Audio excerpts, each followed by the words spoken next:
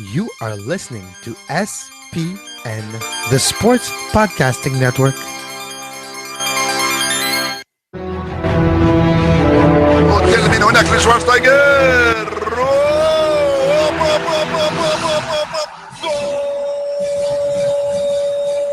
Pegarle el Ronaldinho Gaucho. Ya lo hace. Pierna derecha, directo al arco. ¡Golazo! ¡Golazo! ¡Golazo!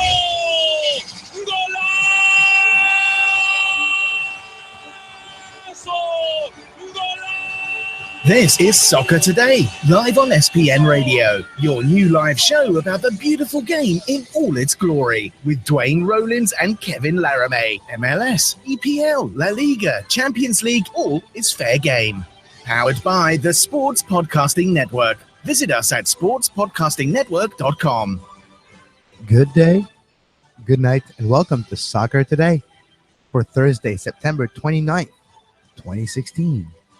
Important night last night in Major League Soccer in the race for the playoff in the Eastern Conference. Western, kind of, but more in the Eastern Conference. So we'll talk about this later on the show. But to start the show today, we have Daniel Squizzato. Duane, earlier this week, had the chance to talk to Daniel about the U17 Women's World Cup that starts tomorrow. So without further ado, here's Daniel Squizzato with Duane Rollins. And welcome back to Soccer Today. I'm Duane Rollins. Joining me on the line from the best island of all, Hippie Island, is Daniel Squizzato. Daniel, how you doing?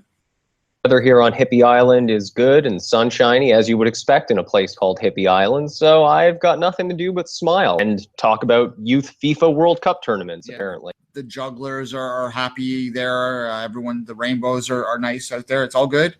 I mean, I don't know if you mean rainbows as in the things reflected after a fall or the guys whose names are rainbow. But in both cases, yeah, everyone's fine. Well, Rainbow's a good guy. I like Rainbow. Anyway, let's move on. We're going to talk about the FIFA Under-17 World Cup, which is taking place in Jordan. Before we get into Canada, quick thought on that. Do you think it's a good idea to host this World Cup in the Middle East? I mean, I can't say that I delved in depth into the process of awarding tournament to, who the FIFA Under-17 World Cup was going to be awarded to. I don't know what other countries were up for consideration. I know the Under-20 Women's World Cup later this year is being held at Papua New Guinea. And I mean, if you want to give FIFA the benefit of the doubt, which most people don't, but if you wanted to, you could say that this is part of their attempts to open up new realms of soccer and introduce the game to places where it wasn't previously popular. And I think especially, I'm of course going to tread lightly here, but in an area of the world, not Jordan specifically, I mean, but in an area of the world where women's rights are not always prioritized, not that there's really anywhere in the world that they're completely prioritized, perhaps putting a women's tournament is a way to open some eyes. I mean, that's the way that I think FIFA would look at it, and that's the positive spin to put on it. But I mean, Jordan specifically, so I wouldn't want to say anything about a country based on, simply the region of the world in which it's in, because if people did that, then they would assume that Canada is full of diving time wasters just because we play in CONCACAF, and that's not fair. Guilt by association is not a thing, Duane. It's the 21st century, for goodness sake. There was a debate online. Begs difference. We're recording this on Tuesday. We'll avoid, Daniel. We won't put your opinion out on the American election because I don't only have a few minutes to record this, so we'll leave that well enough alone. Oh, thank God. All right, let's get into the actual tournament. You've been doing some research on this. I guess put this into context, what it means, because a U17 tournament is always very difficult to sort of understand what exactly it means. Obviously, we'll watch and enjoy it on its own accord, but what is the meaning of this in terms of success or failure at this, in your opinion? Well, the nihilist in me says there's as much meaning to it as anything else, which is zero. But since this is a soccer podcast and not a social philosophy podcast, I'll address your actual question.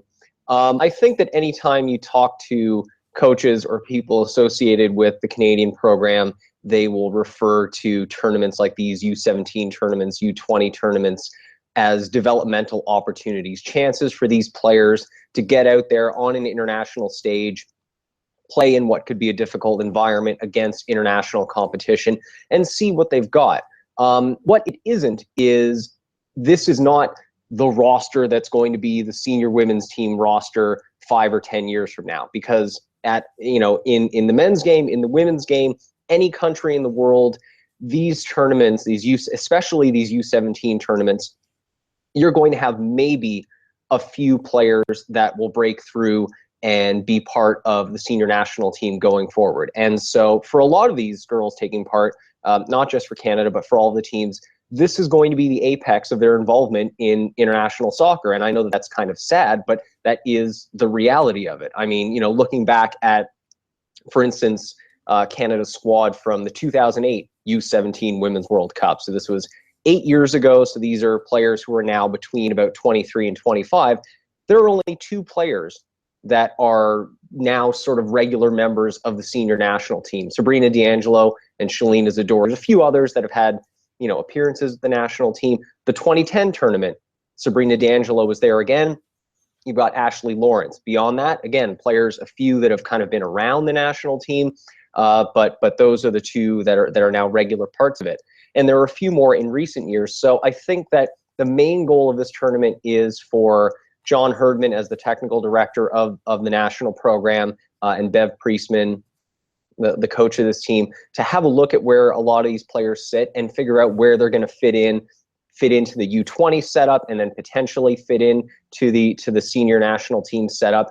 And so I think that if we can sit back and watch this and enjoy it on its own, without placing too much priority on identifying who the next whatever may be, then it can be fun to watch, because as you said, Duane, these youth levels are completely unpredictable. Canada's had great success at the senior level recently, but this tournament is always going to be full of surprises.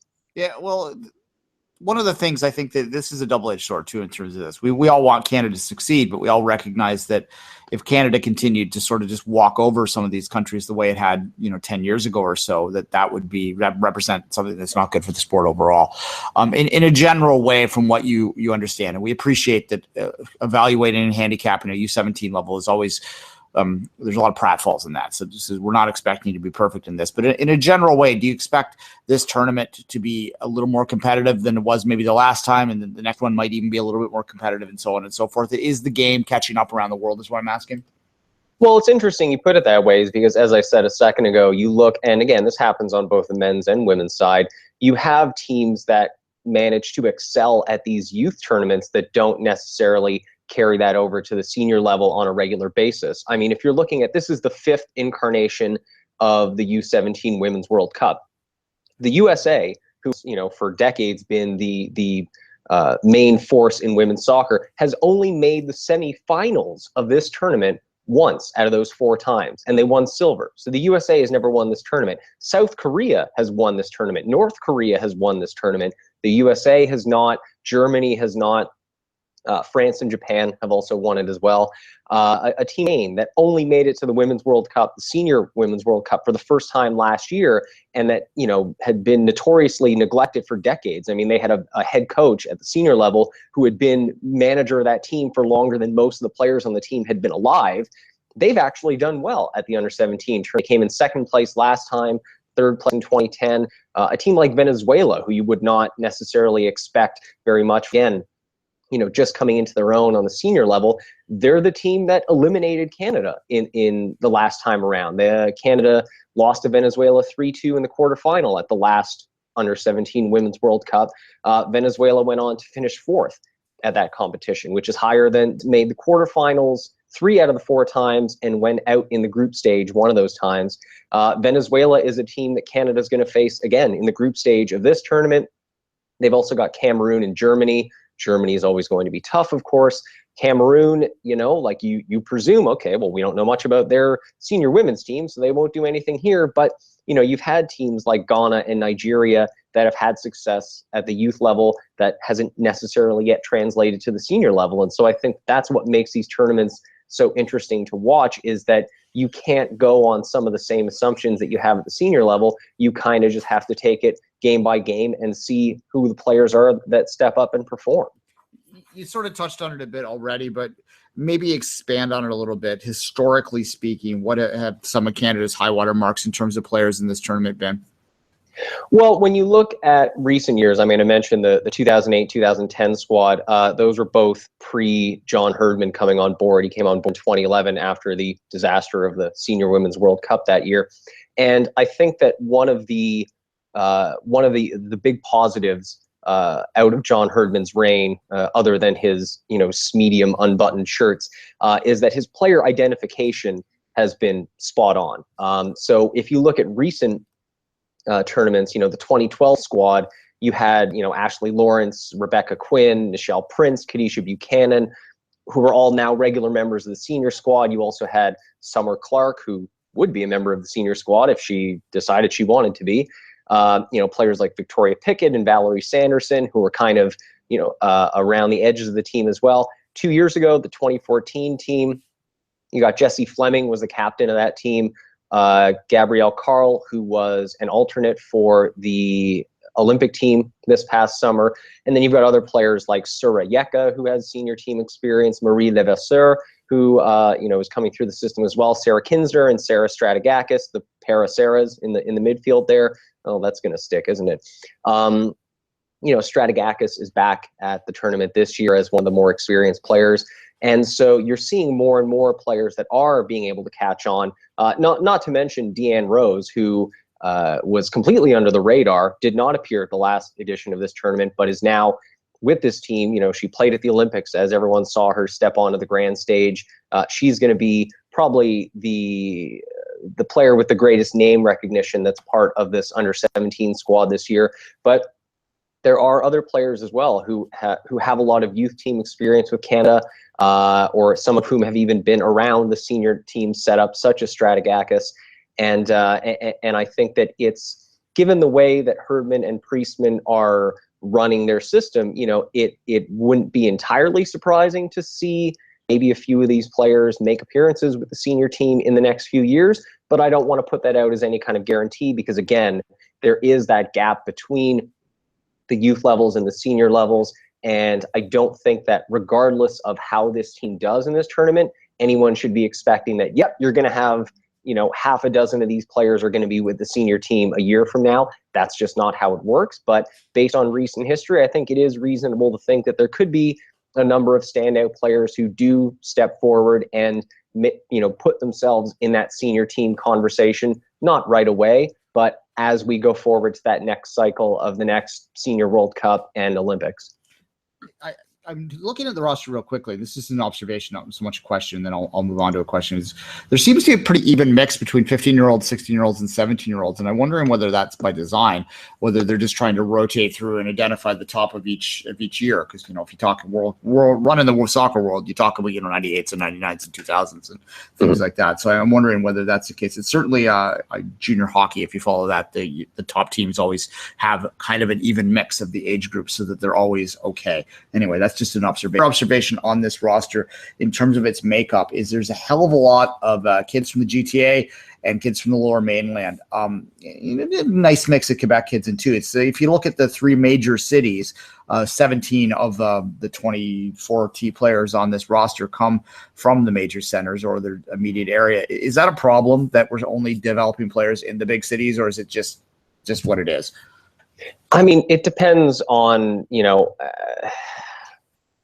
It depends on what position you're coming at it from, right? I mean, as you say, when you look at this roster, essentially every player on the roster, with the exception of one who's credited with being from the U.S., but every other player hails from either Ontario, Quebec, or BC. And I think it depends on how you choose to look at it. You could say, well, I mean, this is a country with 10 provinces and 3 territories, and if all our players are only coming from 3 of those provinces, that's a problem.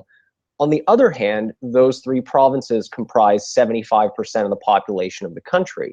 And that's not to say that there's not talent elsewhere, or that it would be right for the CSA to specifically only focus on Ontario, BC, and Quebec. I mean, obviously, players in other parts of the country need to know that there are opportunities for them to get into the national team setup.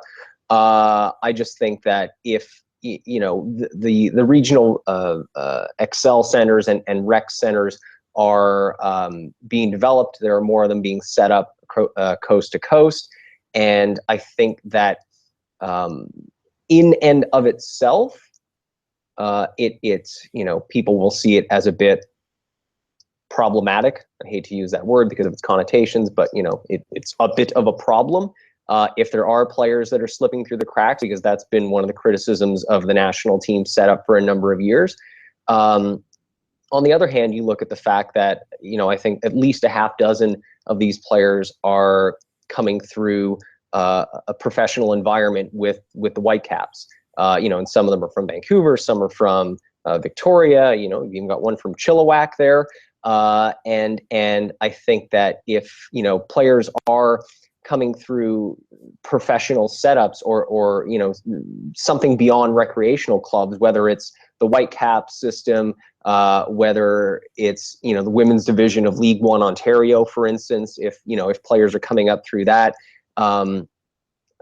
we can't put the cart before the horse, right? I mean, we can't. We need to create environments where these players can come up and be evaluated and play on a regular basis, so that they then have the opportunity to be selected. So, again, it's a bit of a catch-22.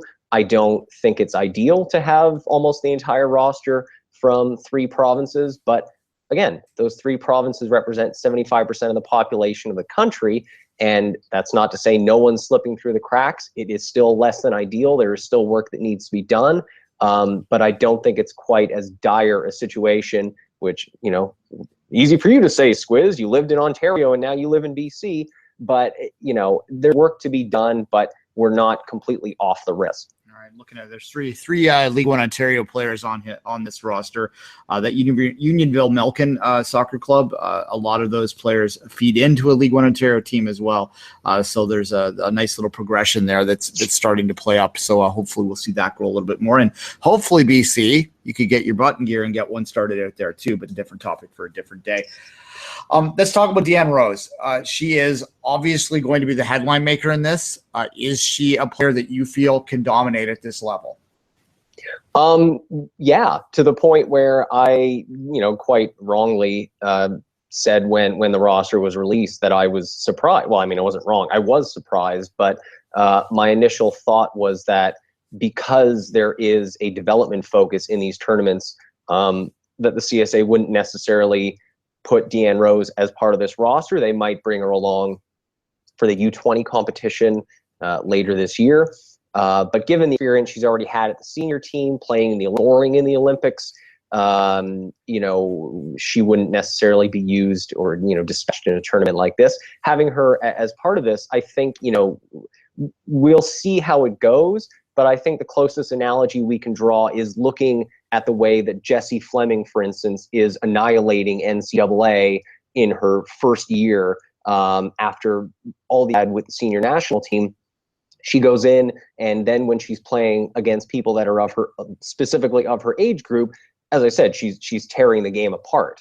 To the point where she's a couple of weeks into her freshman year, and people are already wondering, like, well, should she leave college early? Should she turn pro? And Duane, you and I had a back and forth about this. We don't need to reopen that book. We have different views, but we'll move on. But going back to the question of Deanne Rose, I can only imagine that, given what she was able to do, for instance, against Brazil in an Olympic medal game, playing against, a player like Formiga, who's been playing longer than Deanne Rose has even been alive, putting Deanne Rose in an environment where she's playing against 15, 16, 17, I can only imagine that she's going to, she's going to excel. And going back just quickly to something you mentioned earlier in terms of the age mix, based on the comments that have come from Bev Priestman, the head coach, in relation to this team, it is a conscious decision by the CSA to have that mix. Some of these players like Rose, like Stratigakis, who have, senior team experience,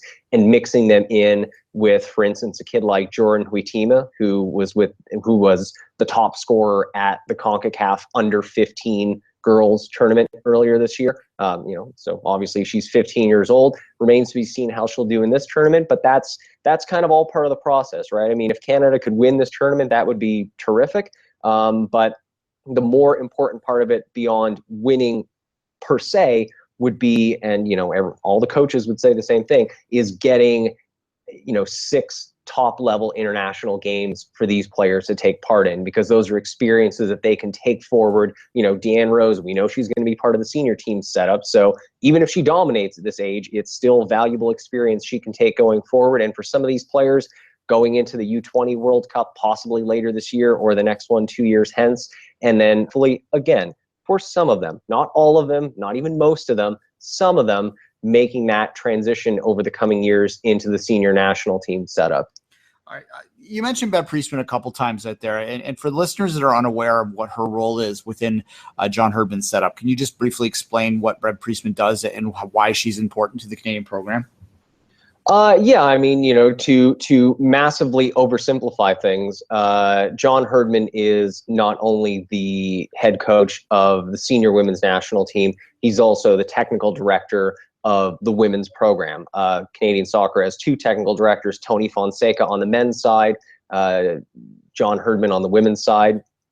Folks may be thinking of Jason DeVos and where he fits in. He works at the grassroots level on both the men's and women's side, so he works with Tony Fonseca and John Herdman, but is not replacing them in any way. I know that's not what you asked. You asked about Bev Priestman. So John Herdman, as technical director on the women's side, is the one that sets up the vision for what the program will look like, what sorts of strategic approaches he wants his teams to play. I mean, one of the big things he's done since he's come in is said, I want attack-minded fullbacks, and so that's obviously a big part of his plan, to the point where he takes midfielders and forwards and anyone who's willing and puts them at the fullback position. I say it jokingly, but it's worked pretty well so far. And so Bev Priestman oversees at the youth level. She is the head coach of the under-17 women's national team. She is the director of the Women's Excel program, which focuses on the U14 to U17 ages. And so she's essentially the intake director in a way, looking at taking some of these players in from the youth ranks.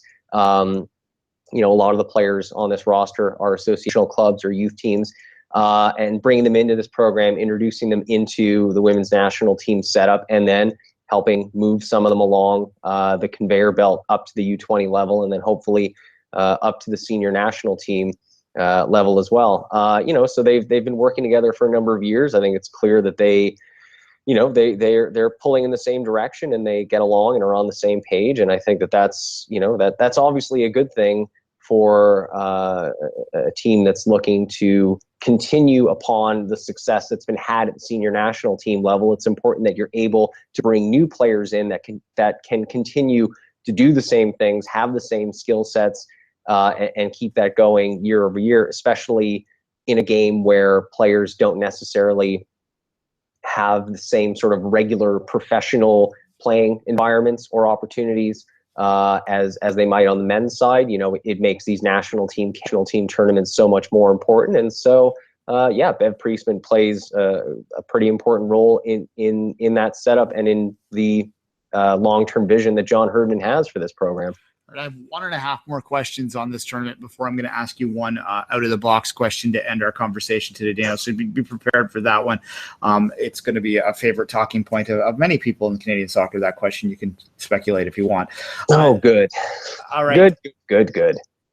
You mentioned we're very development focused, and we are, and I am. And sometimes I get so inside that bubble that I lose focus on what an actual sport means sometimes, and wins and losses and all that sort of thing. So I wonder, you were talking about, it's not about winning and all that. What would it mean if they did win one of these things? If Canada were to win a World Cup at a youth level, how do you think that would play? How important would that be? Is it important? What would it mean if we were to actually win a World Cup at a youth level? Women's. I obviously, the headlines that Canada has won a World Cup in soccer would be fantastic. Given how, I'll just say it.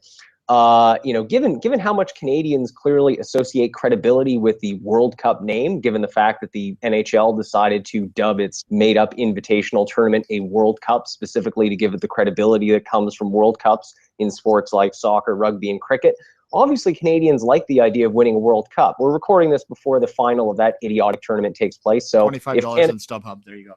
Oh, well, geez, I'll fly to Toronto now and get my ticket. So maybe Canada has won that quote-unquote World Cup, and people will say, hooray! But winning an actual World Cup that involves actual countries and an actual qualification process in a sport that's actually played in more than a half dozen countries worldwide, or at least cared about at any high level. I like hockey. People think I don't like hockey because I complain about the World Cup. I love hockey. I'm a Leafs fan. I'm a masochistic Leafs fan my entire life. Anyway, I'm not going to go off on that tangent, even though I already have. Matthews look pretty good. Yeah, well, I mean, that's the future right there. Him and Mitch Marner were set for the next 15 years. But in terms of the Under-17 FIFA Women's World Cup, I think it would be massive. I think that it would create a lot of hashtag narratives. I don't think that winning a Youth World Cup is necessarily directly indicative of long-term success. I mean, like I said, like North Korea has won the Under-17 Women's World Cup, and they're still an oppressive dictatorship where, they're ruled by a dynastic family that starves people to death for not sitting properly. It's awful, and it's why I really hate when people make jokes about North Korea when they play in these tournaments. It's really, really an awful place, and it's not really funny. Anyway, that's also why I get mad when commentators play along with the Democratic People's Republic of, I know you have to call it that because of whatever broadcasting agreement you have, but insofar as any country is undemocratic, they're about as undemocratic as we get. Where was I? Yes, I think it would be a big deal. I think people would get excited about it, but I don't think it would change the fundamental place of the tournament within the hierarchy. I think it would make people sit up and say, like, well, obviously, kind of what I said off the top. Well, obviously, everybody, all the players on this team are going to be the stars of the senior national team going forward. It's like, nah, like whether we get knocked out at the group stage or win this tournament, there are still going to be maybe a handful of players that go on to regular, consistent roles with the senior national team. And that is the role of this age level, and that is the role of this tournament. I think if we won or got to the final or had a great outcome, it would be a shot in the arm for the program, and it would keep a lot of that positive momentum going that was built up when we won the bronze medal at the Olympic Games. We, as if I did anything, when the team won bronze medal at the Olympic Games. But again, and it would be a hell of a lot more fun to watch than going out at the group stage, that's for sure. These games are on TV, on TSN, which is great. But so yeah, I think we can in good conscience sit back and enjoy these games for what they are, without thinking that either winning it or going out early is, indicative of, dominance or our failure, right? We can sit back, we can enjoy the games, hope to win, without being too despondent if we don't. Well, yeah, precisely. And that my half question was, you just touched on it there. I wanted to let people know where you could watch this tournament in Canada. Canada games on TSN, I assume? My understanding is that there are other games on TSN as well. And I mean, they've actually been covering the Futsal World Cup, which Canada isn't a part of. We got close though. Josh Lemos almost led us there. the 2 days of Canadian Twitter when we were up Futsal fans. Oh yeah, man. That's like, it's strange that after all these years, we're like, oh man, now that Canadian soccer is somewhat mainstream, we need to find even deeper holes to burrow into to continue, substantiating our nerd cred. Like, hey, if anyone listening knows what the mango lady means, congrats, you're one of the 15 super nerds.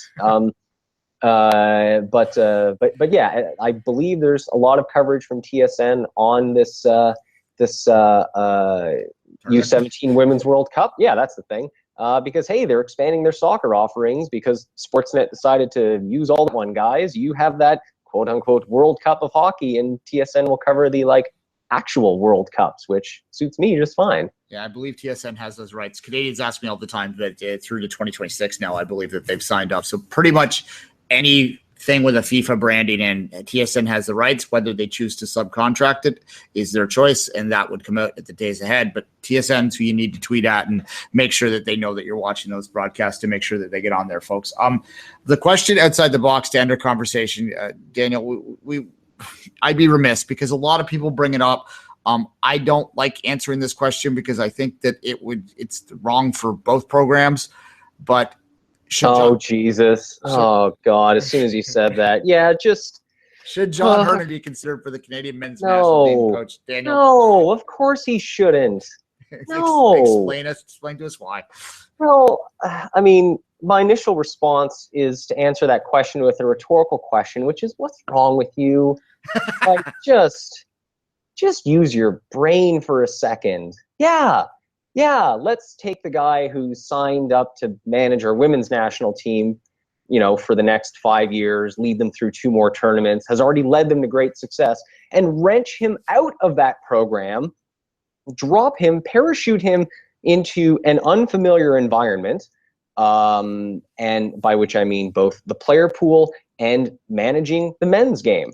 I say this without establishing any judgment or any sort of hierarchy between the men's game and the women's game. But I feel like it is safe to say that the men's game and the women's game are different. There are perhaps different priorities that a manager would have, different strategic approaches that a manager would have, different considerations that a manager would have. So you're taking away the guy who has helped lead the women's team to success, leaving them in the wilderness, dropping him into a completely new situation where there's absolutely no guarantee he would have any success, and essentially shooting both programs in the foot because you've watched 45 minutes of Canadian soccer over the past 5 years, and you kind of remember John Herdman from that TED Talk, and you think, wow, he would be great because you know what? He speaks perfect English. Benito Floro didn't speak English. He must have been bad and wrong. But John Herdman is so shiny and bright. He would obviously lead the men's team to success. I like John Herdman. He's a good guy. He's had a lot of success with the women's team. So this mockery that I'm doing,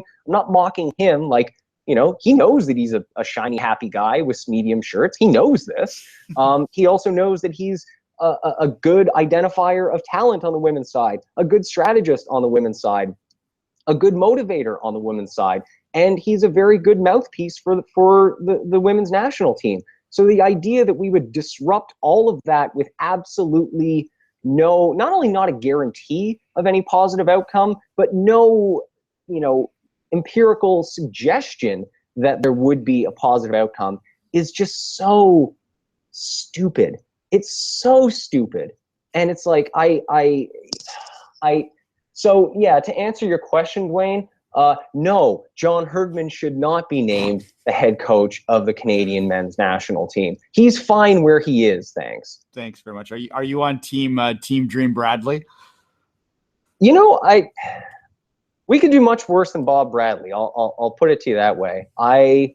If you are asking me about who the next manager of the men's national team will be, we're here. Yeah, why not? I think that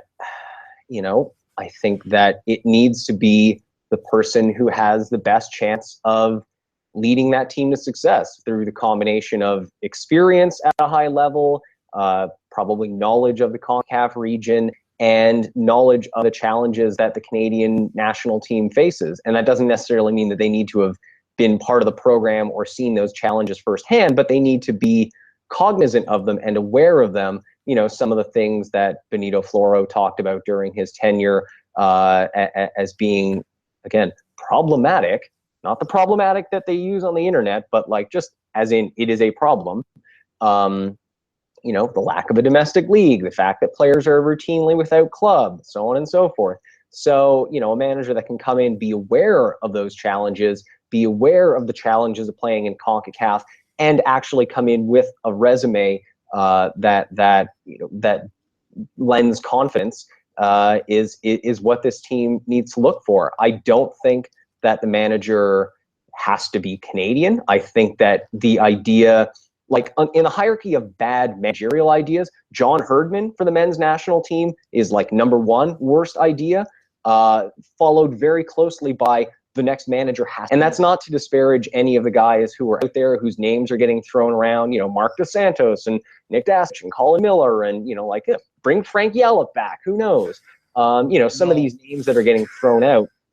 It's like, if you can convince me that one of those guys or someone else who is Canadian is better qualified to manage this team on more than a symbolic level, as in like they have the managerial experience, like Nick Dassich could be a very good coach, but he hasn't been coaching for years. Like he's been a TSN commentator, And so the idea that like just because you're familiar with somebody, that obviously it's kind of like the reason that everyone thought Jonathan Osorio is coming of Lionel Messi, which made it so egregious that he was left off the team.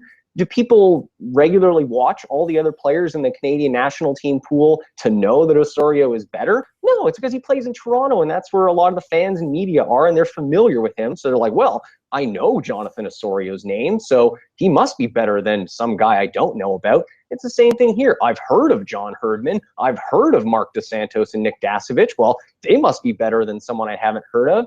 Maybe they are in some, alternate realm, but in the realm we're dealing with right now, head coach of the men's national team should not be John Herdman. It does not need to be a Canadian. I could be convinced, but it would take a lot of good evidence, not just he's Canadian. And yeah, Jonathan Osorio is a good player, and he'll be back with the Canadian men's national team soon. Is he the greatest player the country ever produced? I don't think so. It's subjective, and if you want to take the belief that he is, then again, present some evidence. Hint, you can't. Again, Osorio's a good kid. It's nothing against him. It's just the teams need to find some.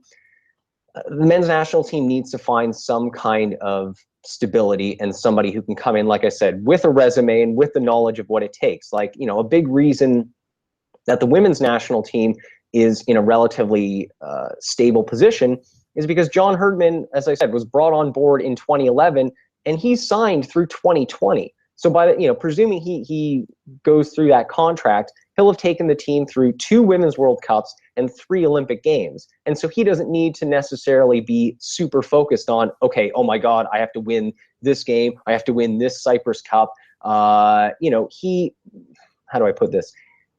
He set up the Women's World Cup in 2015 roster-wise so that we wouldn't lose, so that we wouldn't get blown out, so that we wouldn't get embarrassed, right? And then you saw for this past year's Olympics, he said, okay, now I'm going to start bringing some more of these kids on board. You saw Jessie Fleming play a bigger role, Deanne Rose come into the mix, Rebecca, some of these players we've already mentioned, because he's already looking, okay, he's looking at the youth teams. He's aiming at 2019, 2020. And it's not a situation you can necessarily replicate on the men's side, but you do need to bring in somebody who is going to have an idea of what they want to do. Say what you will, Duane, you opened this Pandora's box, by the way. So if you need to edit this down later, that's your problem, not mine, because you know what I do when I get going. It's all good. Okay. Is that whatever you may think of Benito Floro or how good or how bad his plan was, he had a plan in mind. He looked at the player pool he had in front of him and said, we don't really have very much attacking talent. I'm going to need to, figure out a system where we hang on for dear life. He probably should have been more flexible when more players came in, like Hoylett and Arfield, who actually added that offensive streak, and probably could have included guys like Russell Tybert and Jonathan Osorio rather than keeping them out of the squad for whatever undisclosed reason. But the point is that whoever comes in on the men's side has to have that vision, and that vision needs to have come from the experience of implementing a vision somewhere else. And the only way you have that experience is if you've had that high-level managerial experience. There aren't that many Canadian guys, very, very who have that. And so again, I am not opposed to a Canadian taking over the reins of the men's national team this cycle, but it would take a whole lot of convincing to convince me that they were the best candidate based strictly on merit, not just on symbolism. And here's the thing. There's going to be another World Cup in years from now. So Nick Dassich, he'll still be around for 8 or however many years from now, and maybe he'll have 4 or 8 more years. Maybe that will be his time to step up to the men's national team. Is his time right now? I don't think so. And that's nothing against Nick Dassich. That's just the reality of the coaching situation in this country, everything we say about how players haven't historically had opportunities to grow and mature and develop as players, the same applies for coaches. And so, I think that as the years go forward and more of these opportunities start to spring up, not only on the men's side, but on the women's side as well. You mentioned League One Ontario that started a women's division as well. That's only going to make things better in terms of giving the CSA more options for coaches, more options for players that have been brought up domestically. For the time being, no, John Herdman should stay the manager of the women's national team. Fair enough. Last thought, we'll cut her here, Daniel, but last thought I will give to anyone thinking about the men's team, and it has to be a name, and it has to be Bradley. And I think Bradley would be a good shout for sure. And I've said that on the show. I'm getting more and more enamored with the idea, probably to my own detriment down the road. But did anyone really know who John Herdman was before we hired him? No. Yeah. No. And you know who the big name that people did know was that they hired? Carolina Marache. Yeah, exactly. Hope Powell was who a lot of people were pushing for behind the scenes when Herdman was hired, and she's kind of seen as past her experience point at this point now in the women's game. So let's not forget 2 cycles ago when the CSA ate itself and undermined its ability to hire a Brazilian to manage the men's national team because it had already been decided that our unsuccessful U20 men's national team manager had earned his spot.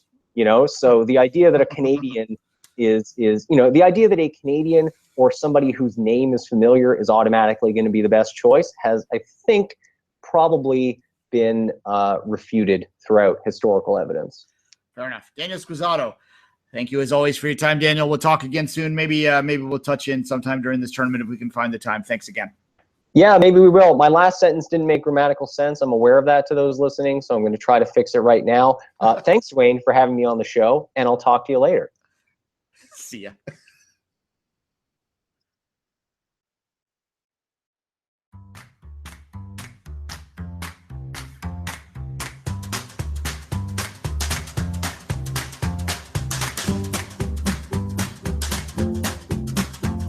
You are listening to Soccer Today, live on SPN Radio.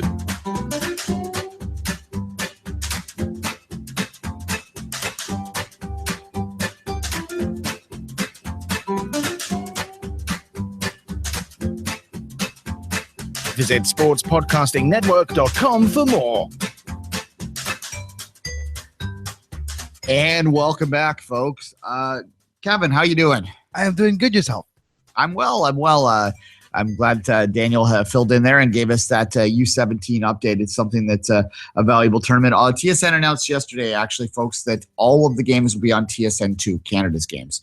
We'll keep an eye out and advise you on how to watch the rest of the tournament if you wish. But Canada's games for sure here up in Canada will be on TSN2, and that's actually a really, really interesting development in the sense of how this game gets covered in this country, because I can remember a time not too long ago where it was nearly impossible to watch the Canadian national team play on TV, let alone 16-year-old girls. Let alone on a bad stream that you're trying to put at a pub that it's choppy, you lose it, and you have weird commercials on it. Yes, that time has gone. Exactly. I'll tell you the Iceland stream story when there was 4 different. There was 4 streams and it just kept moving around and you had to open up a new box. It was amazing. And then the Cyprus kid that was updating because he was listening to it on the radio.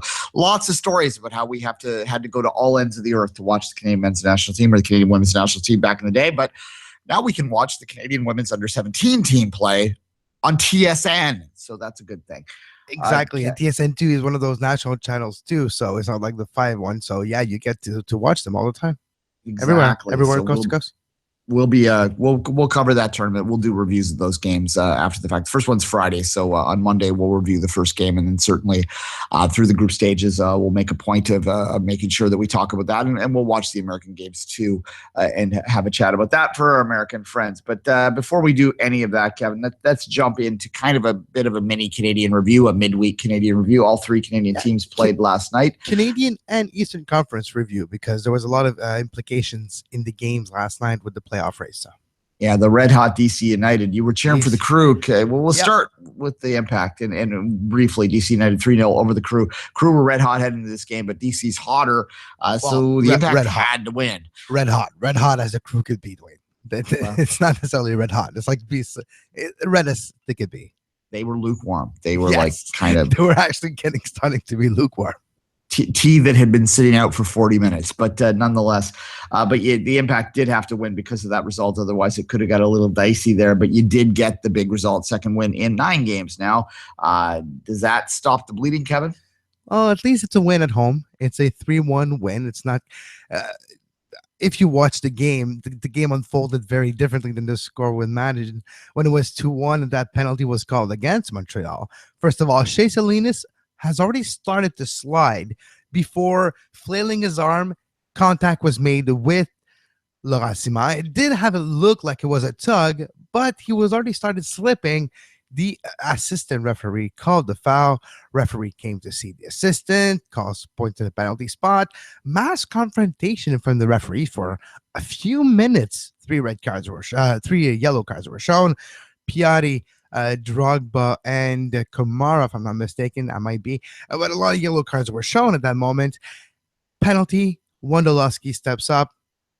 He has a history of having his penalty save against Evan Bush back in the CONCACAF Champions League a few years ago in the group stage when they were known as the Earthquakes. San Jose and Montreal faced each other. There was a penalty. Evan Bush saved it. This time around, same result. Wondolowski hits the penalty. Bush chooses his right side, but his legs are at the right exact spot where the penalty is hit. Penalty save. The biggest ovation of the year at Stade Saputo at that exact moment. Montreal Impact go forward. A few minutes later, Venegas put the third one, and Montreal wraps up the 3 points. Yeah, it was 4 games in a row where we're saying, it's the most important game of the season. Montreal has to get out of that slump and start to rack up the points. They finally did it. It's only the second win in 9 games, like you pointed out, but at least it's a win at the right time. 3 games left. If you get on sort of a roll or get your confidence back, that's what you need right now. Mauro Biello was talking about this fact after the game where if you get your confidence back now and you got a few games left, it might be enough to at least get that play in. If you're playing against Philly on the road, get that confidence enough to be able to compete right there and not just get blown out like against Houston a few years ago. Yeah, and look, on the standings, if you don't know, that was a massive win. As I said, DC got the win that would have jumped them ahead of Montreal. Now Montreal remains 1 point ahead of DC United, but more importantly, now 5 points into the playoffs with 3 to play over New England. So that certainly is, and New England also has 31 games played at this point. So that does put the Impact. You would think, you don't want to say anything's official until that X is beside your name, but I would think that that probably was all that they needed. The playoff line is going to be a little bit lower this year than usual. The Impact, even if they were to lose their last 3 games, they might even be safe. I think they probably need another win, maybe, but certainly that was a massive win for them in terms of the red line. With that win, you found yourself only 1 point behind Philly in 4th spot, so you might get a home play-in game against Philly or against DC United. They get on a run for the end of the season. But Montreal can actually think about 4th spot now or 5th. And if they're playing against Philly on the road, Montreal has played very well on the road recently. So it wouldn't be that far stretched to imagine that they could get a result against Philly on the road. Philly's a team that similar to Montreal in their result this year where they had a hot start and it's been downhill since then. Not to the level of Montreal, but very close. But you're looking at a potential Philly-Montreal playing game. Yeah, no, and yeah, those 3 teams, I think it's pretty safe to say at this point, are battling out to see who's going to get that home advantage in that play-in game and who avoids 6th, because I don't think anyone wants to travel down to New York or up to Toronto for that game. Although we'll talk about Toronto in a minute and their current home form, which is a little bit tepid, we'll call it at any rate. But that's the other day we had something on the lineup that we didn't get to, which was basically the Drogba issue and whether or not he just might be done. Tell me whether your thoughts have changed any on what Drogba's current form is, what he means to that team, and whether or not you feel he can be key component of any potential long playoff run for the Impact. Funny thing you mentioned, if you would have asked me that question in the afternoon yesterday, I would have had a different answer than right now. After watching the game yesterday and talking to some colleagues and getting the day-to-day vibe of what's going on, talking about people on the actual beat on a day-to-day basis, he hasn't been 100% for a little while. He has had some, I wouldn't say injury problems, but knocks here and there, not feeling great, not having the best of form, or not feeling the best physically. And he's starting to be on the mend. Maybe if you save him a trip to Orlando, it will even be better for the future of him and the club and the playoff race. But the way he played in the 30 minutes or so that he played last night, he was 23. He was very effective, tracking back defensively, getting balls, and really working for that 3 points when it was at 2-1, and very implicated in the play, in the emotion, reacting. So we mentioned like maybe he's done. I don't think he is done, Duane. I don't think he's done. I don't think he checked out emotionally. I think he is involved in this team. Maybe he can't do it to the extent that he wished he could. Maybe this season has gone very differently than last season in his preparation and his form and when he started playing and the amount of games played, a lot more minutes, a lot more travel, a lot of things differently that his body are probably feeling right now, but I don't want to put words in his mouth either.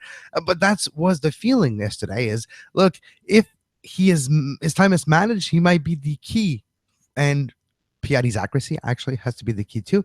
But Drogba, if he can actually be placed in a position where he's involved, if he's deeper, then get him deeper, but get somebody like Mancosu or an Aduro, like we saw last night, that could finish his ideas, his thoughts, because that's the one thing that you cannot replicate with the other players. Even though you can get a big body, you can get a guy who can hold the ball or shoot, the ideas, the creativity, the experience, that's what you cannot replicate that Drogba has. And that has to be put in situation where you really need to create a goal. He has to be on the pitch. So you have to find a way to manage his time so that when that moment comes, he's available. Yeah. We talked about it earlier this week, but I think essentially what Drogba's issue right now is he's day-to-day on the old, right? Like that he's suffering a little old and he's day-to-day. So you need to find a way to rest him, right? You need to make fight. Yeah, you need to avoid. We talked today might be okay, tomorrow might not be, depending. It's I like the way you put it. It might be pushing it a little, but it's to illustrate the point that sometimes you wake up and one day is different than the last, and you might be feeling great on Friday. On that Saturday, my knees will jump up today or something. Yeah, which is all the more illustration of why that final week game, you want to make sure that it doesn't mean much for the Impact. And I'll ask you this question. Let's just say, for the sake of argument, that the Impact are safely in the playoffs, but it's a difference between 4th and 5th, so the home or away against the Union or DC, depending on who's there. Do you go full out in that game, or do you just say, we'll take our chances on the road and we'll take our chances and rest them? You don't go full out playoff mode. You go full out. It's an important season game. There's a difference. You will do the tactics that you imagine are the best to get the result. You will do what you need to do without necessarily jeopardizing 4 days from now. If you know you're going to have the 4 days from now. If you don't, well, it's a playoff game. It's a no tomorrow. It's die or it's do or die. But if you know tomorrow's assured, you're going to treat it like any other 34 games. It's a season game that you need to win. It's important. But you don't throw the kitchen sink because you need to keep some ammunition in the bank. Because you're playing less than a week later in a game that is literally do or die. Exactly. The thing about the Impact and Drogba this year, has Drogba at any point this year felt like Drogba last year? Has he? Oh no, he did. Duane, early in the season, anytime he was on a free kick, even last night, free kick at the 83rd minute, and went about not even a foot off the post. So it was close. He does feel like Drogba at a certain moment, but he knows he's saving himself too. But he did, like last night, I was watching him run box to box at the 84 minutes. Slide tackling and getting the ball back. A guy that checked out, a guy that think he's done, doesn't do that. So he's not that. I really do think that he has more in the bank, at least enough to play 5-6 games more in his career. With 7, 8 might be the most. If Montreal make it further, the deeper, 3 games after the season. Yeah, you got 2, 4, 5, 6 playoff games. So a maximum of 9 games left in his potential career. I think he does have enough in the bank for that. He just needs to, he knows, but it's just how to get used to, like I said, the fact that he didn't start yesterday is actually very smart, because the way the game unfolded, you needed him at the end to bring a little boost, and that might be the way to go further going forward, because Mancosu was doing pretty fine. And a funny thing about he got hit in the face in training while in the warm-up by Laurent Simon, an elbow on a freak accident. Went back to the locker room, and there was a possibility where, well, what's going to happen there? So, you never know what's going to happen in the game. And unfortunately, he was fine. He started the game and had a great play on Nacho Piani's goal, and a great first 60-something minute where he created a lot for Montreal. Yeah, okay, fair enough. And as you said, final thought on Drogba, just from my perspective, I would suspect that he's a guy that when that playoff situation starts, and as I said, I think that win last night might just be enough to ensure that the Impact do make the playoffs, that he'll look at it and go, you know what, I have 6 games left in my career. So, and if I have 6 games, if I go out and play 4 of these, full out, and we win them, if we win 4 of the 6, basically, including the last one, obviously, then I might go out as the champion. And that's probably what his mentality is at this point, is to be healthy and go. Duane, Drogba has a certain relationship with trophies. He likes them a lot. Trophies usually like him back. And so, I wouldn't be surprised if he tries to. You never know. That's a freak thing in MLS. Those are the type of thing that might be enough to propel a team to championship glory. Squeeze into the playoff, have a great story. Drogba that gets hot, sees the opportunity right there for the taking, with a Piatti that finds his accuracy back, and a Venegas and Ontivero that finally have the opportunity to make mistakes but grow from it and shine in the playoffs. Yeah, that's a possibility. Well, and that's a perfect segue to the Toronto game, because what you're saying basically is that stars and impact players, forgive the pun, matter. They matter in MLS if you have that guy that can change a game in a snap of the fingers, right? And what we've seen here in Toronto over the past month since Giovinco has gone down has been a team that has been fairly solid, but clean sheet last night. Nonetheless, no goals for.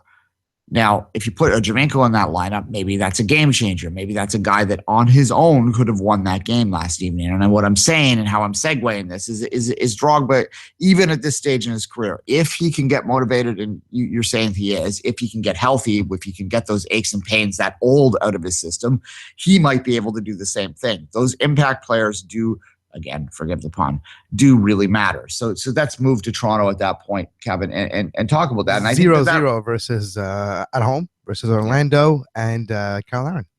Yeah, 0-0. It was maybe the least effective offensive performance I've seen Toronto FC do this year, home or away. I don't know whether they're tired. I don't know what the thing is, but I think that is the talking point that I just brought up there a minute ago. This is where we're seeing the loss of Giovinco. I don't think that they were hurt as much as people thought they might have been when he first went down. A lot of people, I think, maybe expected that they would just fall off a cliff. They are still in first place, 49 points. They lost an opportunity. They have dropped 6 points at home in the last 4 weeks. So certainly that is something not to be to be concerned about. But nonetheless, I think if you're Toronto FC, really what you take out of that last game is, okay, enough of this. Enough of this little experiment of what we look like without him. Let's get him back because he's the difference maker. He opens things up for other players. When he's on those free kicks last night, TFC had a couple free kicks in good positions that just blasted over the bar because they don't really have anyone, Josie's miracle kick the other day apart, that don't really do much. So certainly, I guess that's really what it comes down to. When you're looking at TFC the rest of the way, you have to just say, well, let's just hope Giovinco's injury isn't as bad as we thought, or as bad as maybe it seems. Yeah, because earlier this week he was back in Italy. For some people are saying, oh, it's a personal trip, but he went to see his personal physician because he felt that the injury didn't heal the way he wanted to and wanted to get more personal treatment to it. Yeah, and an abductor injury is a weird one. It's very hard to track to heal. It's a very difficult injury to heal, especially in a soccer context, because you use that muscle a lot. It takes away your ability to cut, your ability to sort of get any power on that quick movement, and you need to let it just sit. And essentially what was said yesterday in terms of why he wasn't even on the bench yesterday was that he failed a fitness test in the morning. That's the line that the club gave, and there's no reason to not believe that line. So that tells me that is he going to be ready for the weekend? I don't know. And you start to have to ask questions. I mean, they're in the playoffs. They probably have a home date. I mean, they are 7 points up with 3 to play. That is, they need one more win to clinch that home date, or one more Philly loss, and they will have that home date locked up. And that's important to them. So that comes down to, if they can get that locked up, if Philly can drop a game or whatever, then, do you rest him even a couple more weeks and just say whatever happens, happens, and then to have him geared up like we said with Drogba for that playoff run? Because, I mean, TFC is, with Giovinco in the lineup, TFC is a championship contending team. Without Giovinco in the lineup, TFC is a decent team, but I don't think they're a championship contending team. And I think yesterday kind of showed that. They didn't have the ability to break anyone down. They didn't have between a great team and a good team. Yeah. And, Orlando was probably the better team on the day overall, especially after they got up a man. Maybe we should talk about that. The Ricketts got a second yellow card for attempting a bicycle kick in the box. It was a high boot. They called it second yellow. There's mixed opinions on that. I tend to fall on the side of, like, if you're not going to let your skill players try things, like try a bicycle kick, like, does it really require a yellow at that point? Do we really need to go down to 10 men because he tried a bicycle kick? He wasn't trying to kick him in the head, and he didn't touch him. And that's the other thing too. The guy dove and I wish there was a supplementary discipline in terms of the dives, because, whether or not you think it was a dangerous kick, the guy did really play it up, and certainly probably deserved a yellow himself for the dive. But at any rate, that was a game changer in the sense. And what I found interesting about that, Kevin, was that once TFC went down to 10 men, every bit of their tactics became about protecting that point. They no longer were going for the win. They probably had one opportunity. It was a close opportunity. Johnson at the end had just flashed it a little bit wide on a pretty good chance, but that was the only opportunity in the last 20 minutes of that game. The TFC had to win it. The rest of the time that's hope Orlando does not score.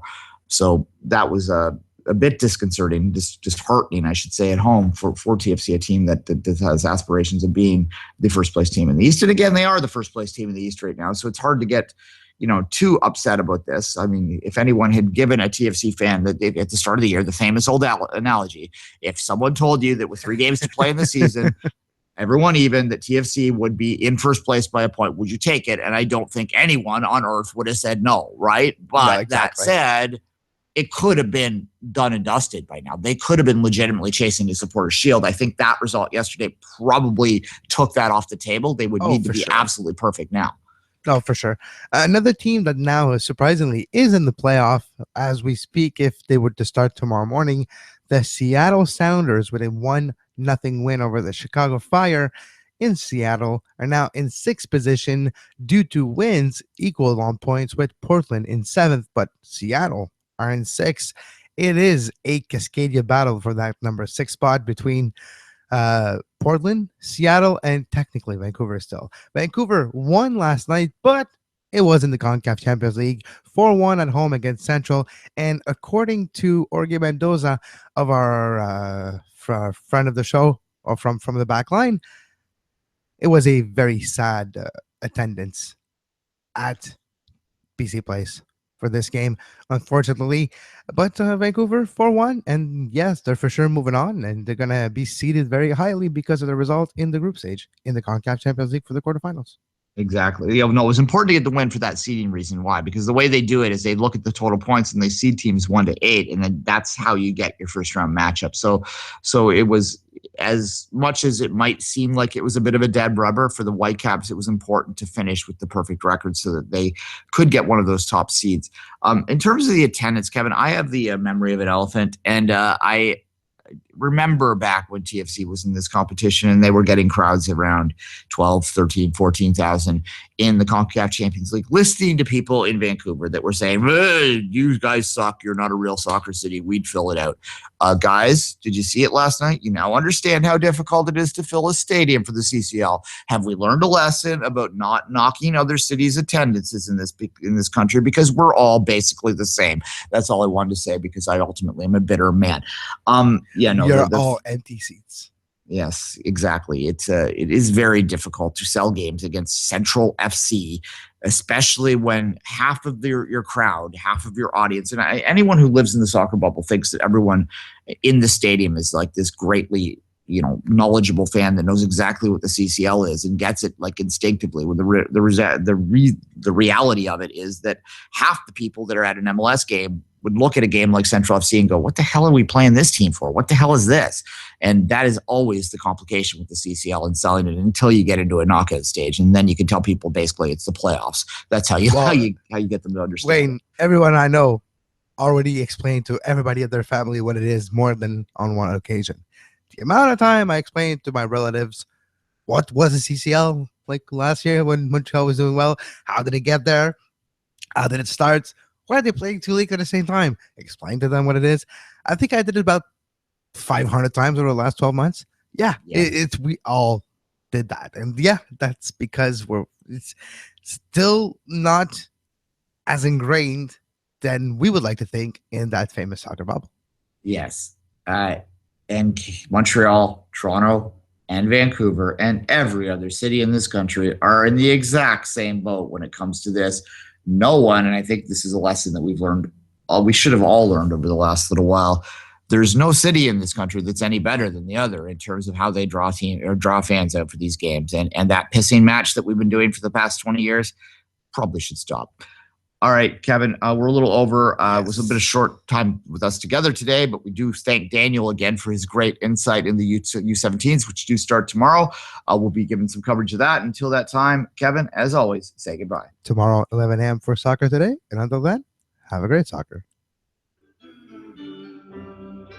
You were listening to SPN, the Sports Podcasting Network. Visit us, sportspodcastingnetwork.com.